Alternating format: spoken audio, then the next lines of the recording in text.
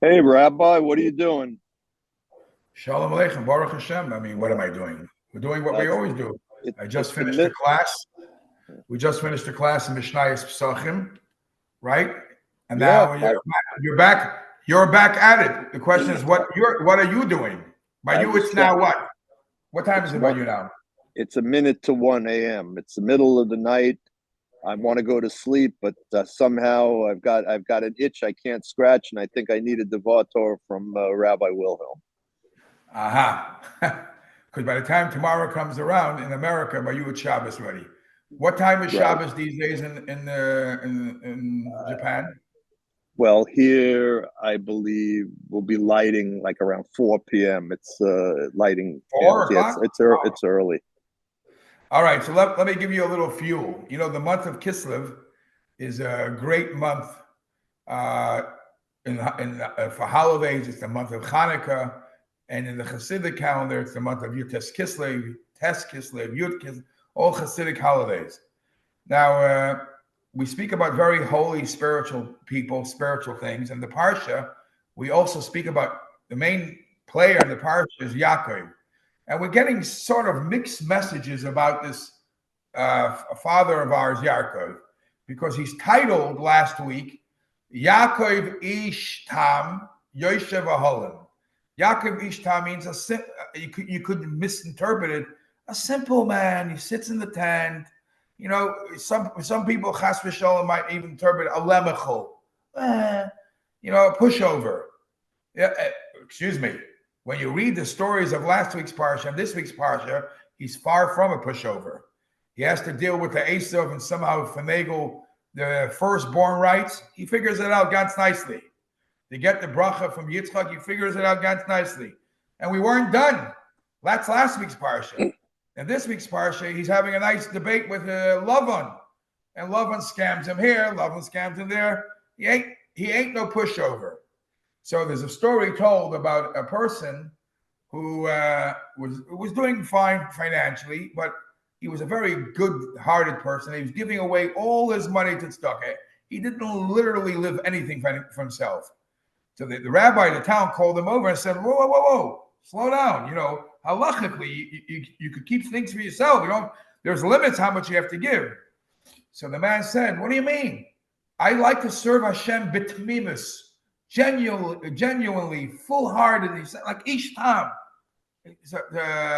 So the rabbi says, excuse me, Yaakov Avinu was ish tam, and Yaakov Avinu didn't do crazy things like this. When it came to this fight Esav, when it came to fight Lavan, he's pretty shrewd. Why? Because the Torah doesn't call him a tam, like in the Haggadah.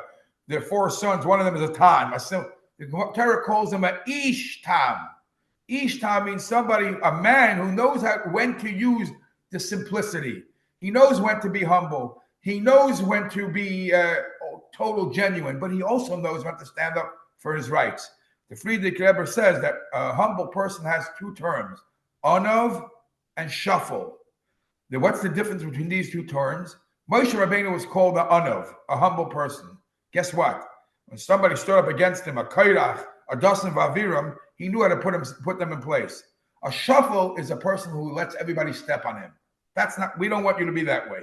We want you to be humble, humility, but do what's right and know the way of the world, how to avoid what not to do, and just do it with ishtam. Now the pasuk clearly says the tremendous bracha for behaving that way. We know the Lubavitch slogan is the pasuk of Ufaratzta Yom V'Kain Matzafayna V'Negba, that you will spread in east, west, north, south. Your children, your descendants will be spread out everywhere. People forget that there's a first part of the pasuk. That's the second part of the pasuk.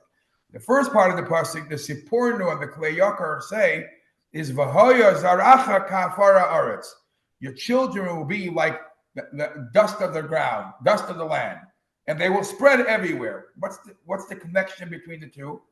So it's specifically when you are humble, when you have humility, then it will you'll grow to be all over the place. This serving Hashem b'tmimus. Actually, they even say a step further. Sometimes this high-level bracha of that you'll be all over the place, spread out all over the world, and you'll be prominent people all over the world, it comes about specifically after a period of time when you feel beaten like Afar Haaretz. And we're experiencing that now, the anti-Semitism and all this. It shows us that we're about to reach the level of the bracha where Faratz the Yom became a Tzafayim and Negba. I want to share with you one little thought. In the beginning of the Parsha, it says that Yaakov comes to Haran. Vayifka b'makom. He met a place. Vayolen sham. He rested there. Kivo hashemesh. Literally translated would mean the sun came. What do you mean the sun came? That's loosely translated. So Rashi says, no. It came. Usually we're talking about evening, nighttime. It means the sun left, not the sun came. So Rashi says it left much too fast. The night started much earlier. Shkia Sachama happened suddenly. That's why there's a word Kiva Hashemesh. Okay. So let me tell you an interesting, again, because this month, is also the Chag HaChagim of Yutes Kislev. I want to tell you a letter that the Frierdiker Rebbe writes, how he describes the relationship between a Chassid and a Rebbe. He says, you look outside and you see the sun. You look up there and you see the sun. Nobody became up and close to the sun to know exactly what it is. No, we have no understanding what the sun is, how it works, what's the nature of the sun.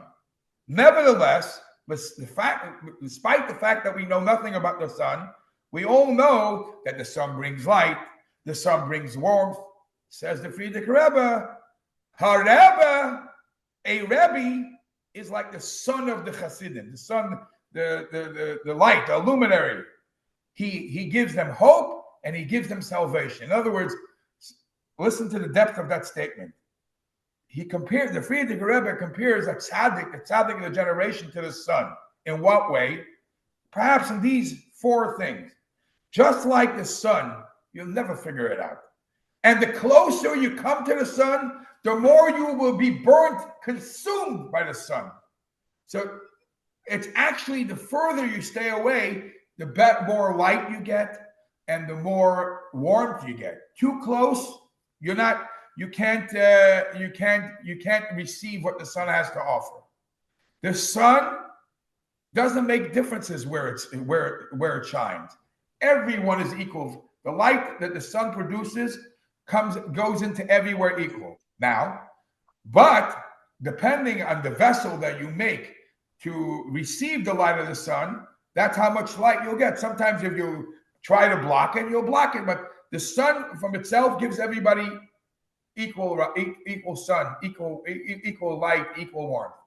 And it's our job to create a vessel for the chayis of the tzaddik to come in. The sun is completely nullified to the Creator. Every day does the same routine. He does up and down, east and west, what Hashem wants. So is a true leader, a true tzaddik, is batel, completely nullified to Hashem. The sun is a symbol of something that lasts forever. And you can't diminish the sun.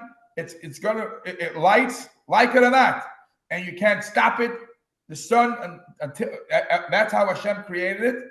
That's how it will be. So too, the warmth, the light, the teachings of a tzaddik. See him or no see him, his teachings, his legacy is forever. Even to somebody who doesn't understand how a sun works, he still gets the light. So even somebody who didn't necessarily connect to the tzaddik, he doesn't know what a tzaddik is. A tzaddik is someone who gives the chayis to him even without your connection, even without your understanding. Now, these are tremendous things. And I was thinking this because Kivo Hashemesh actually means when the sun went down, the sun set, and yet it's called Va. It came. I was thinking that a tzaddik is the Shemesh. A tzaddik, even after he leaves this world, he's actually coming. He becomes stronger. And that's why it's Kiva HaShemesh. The Medrash actually says a very interesting thing. The Medrash says a different interpretation of this pasuk. Vayifka b'makom, Yaakov came to this place, Vayolen, Kiva Shemesh, because Shemesh came. Who is Shemesh?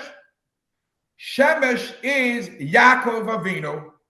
Yaakov Avinu was called Shemesh. The tzaddikim are called Shemesh. They produce light. What does it mean, Kiva Shemesh?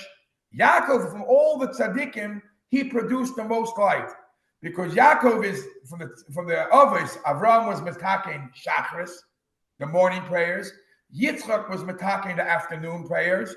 And Yaakov was metaking Ma'ariv, the evening prayers. The first two prayers, morning and evening, morning and afternoon, it's light outside. So you're able to identify, connect yourself to Hashem. So it's not such a big deal that you're davening at that time. Yaakov brings the Shemesh, brings the sunlight into night, into dark. Kivar Shemesh, Yaakov comes with his power of light and says, you are in Galus, you are in night, you are in darkness, we're going to make light there too. And if you do that, God blesses us with that, blesses us with Kol Tov. Thank you so much, Rabbi. I think I will be able to sleep very soundly tonight. Even though you have sunlight now. Yeah, I'll turn I'll pull the shades down. Okay. Thank you so much. Have a good Shabbos. You too.